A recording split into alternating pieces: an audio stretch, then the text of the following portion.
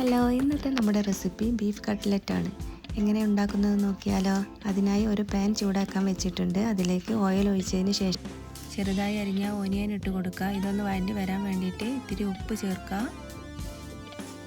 ഇനി ginger garlic paste, പച്ചമുളക് ചതച്ചത് എല്ലാം ഒന്ന് നല്ലപോലെ വഴറ്റിയെടുക്കുക. ഇനി സ്പൈസസ് ചേർത്ത് കൊടുക്കാം. മഞ്ഞൾപ്പൊടി, മല്ലിപ്പൊടി, കുരുമുളക് പൊടി, ഗരം മസാല, വലിയ ജീരകത്തിൻ്റെ പൊടി, കുരുമുളക് പൊടി. ഇതെല്ലാം ഒന്ന് വഴറ്റിയതിന് ശേഷം ഇതിലേക്ക് ഞാനൊരു മാഗിൻ്റെ ബീഫ് ക്യൂബ് ഇട്ടിട്ട് കൊടുത്തിട്ടുണ്ട്. അത് നല്ലപോലെ ഒന്ന് ഉടച്ചതിന് ശേഷം മിക്സാക്കി കൊടുക്കാം. പിന്നെ അതിലേക്ക് വേവിച്ച് മാറ്റി വെച്ച ബീഫ് ഫ്രഷ് ആക്കിയത് ചേർത്ത് കൊടുക്കാം. വേവിച്ച പൊട്ടാറ്റോ ഉടച്ചെടുത്തത് ചേർക്കാം. എല്ലാം ഒന്ന് മിക്സ് ആക്കിയതിന് ശേഷം അതിലേക്ക് ചപ്പ്, കറിവേപ്പില ചേർത്ത് കൊടുക്കാം.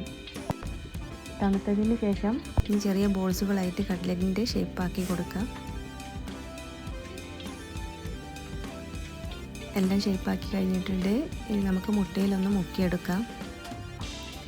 അതിനുശേഷം ബ്രെഡ് ക്രംസിൽ ഡിപ്പ് ചെയ്ത് നമുക്ക് മാറ്റി വെക്കാം. എല്ലാം മാറ്റി വെച്ചിട്ടുണ്ട്.